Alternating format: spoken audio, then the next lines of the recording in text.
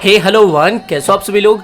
आज का दिन आप में से शायद 70% लोग अलग ही तरीके से फील कर पा रहे होंगे, क्योंकि साल का अंत होने जा रहा है और कुछ ही घंटों के अंदर नए साल की शुरुआत हो जाएगी।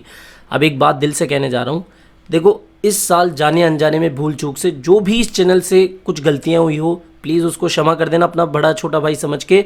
और नए साल से मैं जो अभी आपको कंटेंट डिलीवर कर रहा हूँ उससे 10x बेहतर कंटेंट आपको डिलीवर करने का प्रॉमिस करता हूँ। कुछ भी हो जाए, कंटेंट प्रायोरिटी मेरे लिए सबसे ऊपर होगी। ओके, अब बात कर लेते हैं मार्केट में क्या चल रहा है। देखो इस वीडियो को देखने के बाद में आपको ये ना लगे ना कि भैया इस वीडियो को बनाने के लिए अच्छी खासी रिसर्च लगी, तब कमेंट करके बताना, क्योंकि आज हम बात करने वाले हैं मार्केट से आने वाली कुछ ऐसी सेंसिटिव अपडेट्स के बारे में जो कि इंडियन यूजर्स के लिए भी इंपॉर्टेंट है। और आपने अभी तक टेलीग्राम चैनल को ज्वाइन नहीं किया है, जहां पर मैं मार्केट से आने वाली हर एक इमरजेंसी अपडेट, जो भी इंपॉर्टेंट अपडेट्स होती है वो सारी शेयर करता रहता हूं टाइम पे, तो प्लीज टेलीग्राम को ज्वाइन कर लेना, लिंक आपको वीडियो की डिस्क्रिप्शन बॉक्स में मिल जाएगा।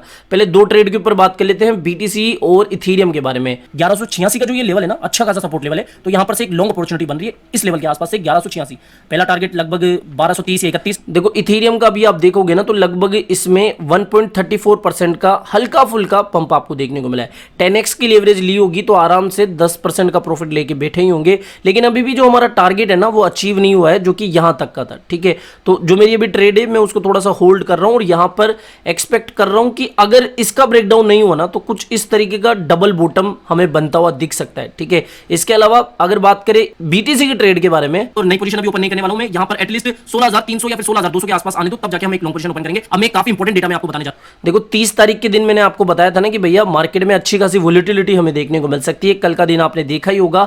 बीटीसी की बात करें तो लगभग 300 350 के आसपास से आप देख सकते हो कि लगभग 2% ये ऊपर गया है। 10x की लेवरेज के साथ में भी अगर आपने इन लेवल्स के आसपास से लॉन्ग लिया होगा तो लगभग 20% या फिर 10 से 15% का प्रॉफिट तो आप लेके बैठे ही होंगे। ठीक है, तो ये बात हो गई ट्रेड्स के बारे में। अब बात करें अगर मार्केट से आने वाली कुछ इंपॉर्टेंट अपडेट्स के बारे में, आज कोई मैं ट्रेड नहीं ले रहा हूं इसलिए शेयर भी नहीं कर रहा हूं। ठीक है, इटली की पार्लियामेंट में जो क्रिप्टो टैक्स वाला बिल था ना वो फाइनली अप्रूव हो चुका है। मैंने आपको याद हो बहुत पहले एक अपडेट दी थी कि भैया हमारे देश से कम जो टैक्स है ना वो इटली में लगने जा रहा है। तो इटली की जो पार्लियामेंट है उसने 26% क्रिप्टो गेन्स टैक्स को अप्रूव कर दिया है। और वो भी ऐसा नहीं है कि भैया जो भी आप कमा रहे हो डायरेक्टली उसके ऊपर 26% टैक्स है।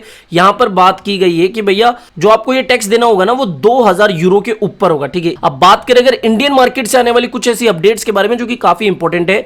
आरबीआई जो है फाइनेंशियल स्टेबिलिटी रिपोर्ट जो है वो शेयर करता है। आपको पता होगा फाइनेंशियल स्टेबिलिटी की रिपोर्ट आपने पिछले कई महीनों में भी देखी होगी, लाइक जून में। अब देखो कुछ लोग बोलेंगे, कमेंट करेंगे कि आरबीआई के बोलने से, रिपोर्ट जारी करने से कुछ भी फर्क नहीं पड़ने वाला है क्रिप्टो करेंसी पे, और ये चीज एक हद तक ठीक भी है, लेकिन फिर भी एक बार हम पढ़ के चलते रिपोर्ट को। इससे जुड़ी हुई कुछ ऐसी अपडेट मैं आपके साथ शेयर कर रहा हूं क्योंकि आपको सिर्फ ये अपडेट्स देखने को मिल रही होगी कि भैया हाँ India luckily to ban unbacked crypto assets stable coins and DeFi says RBI. यहां पर देखो ऊपर से तो मैं बता दूं, फिर आपको ऑफिशियल साइट के ऊपर जो डेटा है ना वो बताऊंगा और वो काफी इंपॉर्टेंट है। यहां पर देखो बात क्या कही गई है कि भैया जो इंडिया है वो में भी आरबीआई से कह रहा है कि अनबैक्ड क्रिप्टो एसेट्स जो है ना उनको बैन कर सकता है। अब ये अनबैक्ड और बैक्ड क्रिप्टो क्या है वो भी बताता हूं, साथ ही स्टेबल कॉइंस और डीफाई को भी बैन करने की बात की जा रही है। यहां पर एक और बात करी जा रही है कि जो रिपोर्ट आई थी ना उसमें यह भी बताया गया है कि G20 की प्रेसिडेंसी जो इंडिया करेगा, अंडर G20 प्रेसिडेंसी जो प्रायोरिटी होगी वो ग्लोबल रेगुलेशन फ्रेमवर्क के डेवलपमेंट से जुड़ी होगी। यानी कि ग्लोबली, जैसा निर्मला सीतारमण जी ने पहले भी कहा है कि भैया ग्लोबल रेगुलेशन जरूरी है, तभी हम कुछ रेगुलेशन वगैरह अपने देश में भी ला पाएंगे। यहां पर साथ ही कुछ डायरेक्टली एफटीएक्स का नाम नहीं आया है, लेकिन हाँ कि भैया देखो एफटीएक्स जैसे बड़े एक्सचेंजों के साथ भी कुछ ऐसा कांड हो गए हैं। तो देखो भैया मार्केट जो है क्रिप्टो मार्केट वो बहुत ज्यादा वॉलेटाइल है, तो इसको रेगुलेट करने की बहुत ज्यादा जरूरी है। अब मैं इसको वेरीफाई करने के लिए जाता हूं रिजर्व बैंक की या फिर आरबीआई की ऑफिशियल साइट पे। यहां पर आप देख सकते हो 29 दिसंबर 2022 की ये एक रिपोर्ट है, फाइनेंशियल स्टेबिलिटी रिपोर्ट है। मैं इसके ऊपर क्लिक करता हूं, क्लिक करने के बाद में आपको इस तरीके से प्रेस रिलीज देखने को मिलेगी। प्रेस रिलीज में मैं फाइनेंशियल स्टेबिलिटी रिपोर्ट के ऊपर क्लिक करूंगा, आप भी ये स्टेप्स कर सकते हो। और यहां पर हम जाएंगे, देखो यहां पर चैप्टर 1, चैप्टर 2, चैप्टर 3, यहां पर रेगुलेटरी पे हम जाएंगे, regulatory initiatives in the financial sector. Chapter 3 पे मैं क्लिक करता हूं और अब आपको पूरा जो डाटा है ना वो बताता हूं क्या है। यहां पर मैं इस पीडीएफ को एक बार खोल के बताता हूं। नीचे स्क्रॉल करना, यहां पर 3rd नंबर पे मिलेगा crypto assets and financial stability. ठीक है, अब इसके बारे में जो इन डेप्थ बात की गई है ना वो मैं आपको इन शॉर्ट बता देता हूं। यहां पर पूरी डिटेल्स इसके बारे में बताया गया है। अब इस रिपोर्ट में पहली चीज तो ये बताई गई है कि भैया हम क्रिप्टो को 3 तरीके से ट्रीट कर सकते हैं। पहला कि जो ट्रेडिशनल फाइनेंस है उसकी तरह हम ट्रीट कर सकते हैं, यानी कि सेम जो रेगुलेशन वगैरह यहां पर आप देख सकते हो, same activity, same risk, same regulation approach, यानी कि जो भी स्टॉक मार्केट वगैरह में चीजें हैं ना उसी तरीके से हम इसको रेगुलेट वगैरह कर सकते हैं। दूसरी चीज इन्होंने ये कही कि भैया हम जो है क्रिप्टो को या तो बैन कर सकते हैं या फिर इसको ढंग से हम रेगुलेट करेंगे। और इसमें यह भी बताया गया है कि जैसा भी चल रहा है वैसे ही क्रिप्टो को रहने दिया जाए, मतलब कि सिर्फ टैक्सेशन वगैरह लगा के इसको जैसा चल रहा है वैसे चलने दिया जाए, ठीक है, कोई रेगुलेशन वगैरह की इसमें बात नहीं की गई। इसके अलावा इसमें इन्होंने ये भी साफ साफ कहा है, यहां पर आप इसको पूरे को देख लेना जाके, जो मैंने स्टेप्स लिए ना वैसे ही आप करना, आपको ये पूरी रिपोर्ट देखने को मिल जाएगी।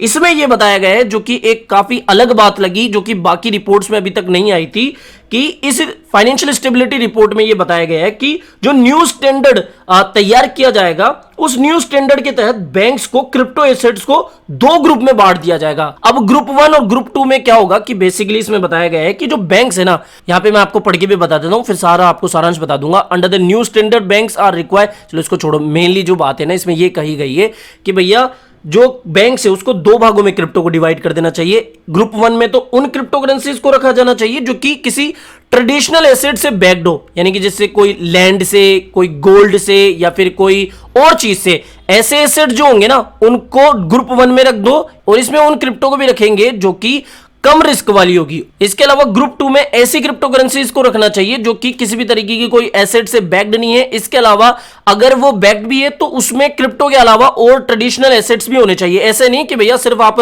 क्रिप्टो बैक्ड हो, जैसे हमने देखा है लूना के केस में, जैसे हमने बहुत सारे जितने भी अभी कांड हुए ना उसमें आप देखना कि उनके रिजर्व में या फिर उनके बैक्ड में क्रिप्टो करेंसीज ही थी, ठीक है, जिनकी ऑलरेडी वैल्यू बहुत ज्यादा गिर चुकी थी, लाइक FTX वगैरह आपने देखा ही होगा कांड, तो उसमें भी तो सेम चीज ये दो ग्रुप में बांटने की बात की जा रही है। वापस से रिपीट कर देता हूं कि जो ये आरबीआई की स्टैंडर्ड रिपोर्ट आई है ना उसमें बेसिकली 3 महत्वपूर्ण चीजें बताई गई है। पहला कि भैया ट्रेडिशनल फाइनेंस सिस्टम की तरह क्रिप्टो को ट्रीट किया जाए, दूसरा कि या तो बैन कर दिया जाए या फिर रेगुलेट करा जाए, रेगुलेट भी ना करे तो जैसा चल रहा है वैसे ही चलने दिया जाए और इसको सिर्फ हाई टैक्स के दायरे में ले लिया जाए। और तीसरी बात कि भैया जो न्यू स्टैंडर्ड बनाने जा रही है आरबीआई की तरफ से, जो न्यू स्टैंडर्ड बनेगा उसमें क्रिप्टो करेंसीज को दो भागों में बांट दिया जाएगा।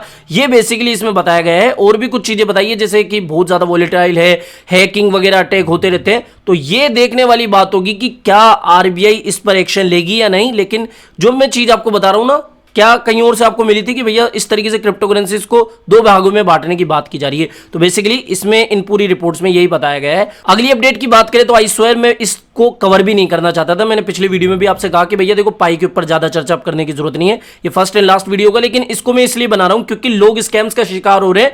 लोगों के साथ अगर कुछ गलत हो रहा है ना और हम जैसे लोग ही कुछ नहीं बोलेंगे तो भैया ये तो गलत है, ठीक है।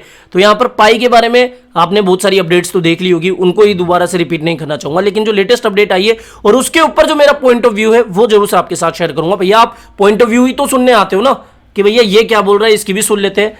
सबसे पहली बात, पाई ने साफ साफ ये क्लियर कर दिया है कि ना भैया हम किसी भी तरीके से किसी भी एक्सचेंज से अभी बात नहीं कर रहे, ना ही हम किसी एक्सचेंज पे कोई अपनी लिस्टिंग कराने जा रहे हैं, पहली चीज। दूसरी चीज, इसके बाद भी बहुत सारी क्रिप्टो करेंसी एक्सचेंजेस इसको लिस्ट करती जा रही है। कल तक तो सिर्फ 2 या 3 एक्सचेंज का नाम आ रहा था, अब इसके बाद में आप देख सकते हो हॉट कॉइन ग्लोबल, इसके अलावा सुपर एक्स, ये 2 और क्रिप्टो करेंसी एक्सचेंज इसमें ऐड हो गए। जब इन्होंने साफ साफ मना कर दिया, इसके बाद में तो प्राइस गिरनी चाहिए थी ना, नहीं गिरी, चलो कोई बात नहीं।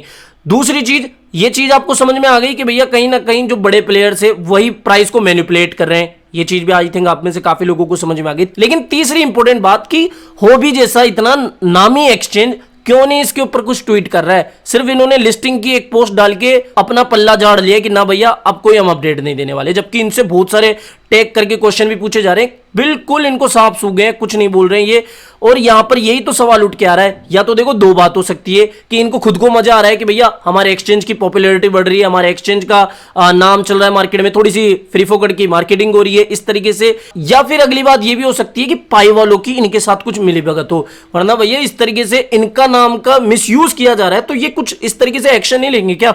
लेकिन ये नहीं ले रहे, इस तरीके से सिर्फ वार्निंग देके छोड़ रहे, जबकि इनको इतनी बड़ी कम्युनिटी है, इनको सामने आके पूरा का पूरा एक्शन मोड में कहना चाहिए कि भैया देखो ये गलत है, हम इस तरीके से एक्शन लेंगे, हमारे नाम का दुरुपयोग किया जा रहा है, मिसयूज किया जा रहा है इनके लोगो वगैरह का। लेकिन ये भी इस तरीके से कुछ काम नहीं कर रहे। हो सकता है कि ये दोनों ही मिलकर सिर्फ हाइप बना रहे हो अपने अपने प्रोजेक्ट्स की या फिर एक्सचेंज की और प्रोजेक्ट की, ठीक है। तो ऐसा हो सकता है। यहां पर मेन मतलब की बात जो है ना वो ये है कि भैया किसी भी एक्सचेंज के ऊपर आपको बाय सेल नहीं करना है। आप में से शायद मेरे तो 90% सब्सक्राइबर ऐसे जो कि पहले ही जानते हैं कि भैया ना इसमें हाथ नहीं डालना, हाथ जल जाएंगे। तो ये चीज तो करनी ही। लेकिन देखो बहुत सारे बेचारे ऐसे हैं जो कि 2-3 दिन पहले ही मार्केट में है, उनको नहीं पता कि भैया और भी बहुत सारे अपडेट्स वगैरह आ रहे हैं और वो डायरेक्टली सिर्फ कॉइन बढ़ रहा है बढ़ रहा है बढ़ रहा है ये सुन के बाय कर लेते हैं।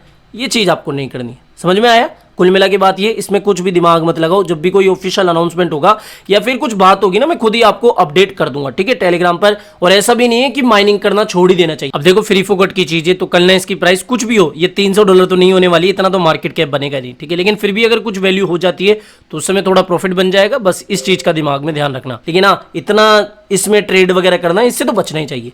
जो मेन बात थी वो मैंने इन शॉर्ट आपको बता दी। बस इतना ही आज का ये वीडियो था। आई होप ये सारी अपडेट्स आपको पसंद आई होगी जो मैंने दी है। तो वीडियो पसंद आया हो तो डेफिनेटली वीडियो को लाइक करना है। चैनल आप ही का काम करते हो, चैनल को भी सब्सक्राइब करके रख लेना है। मिलते हैं जल्दी नई अपडेट के साथ। टिल देन जय हिंद, जय भारत।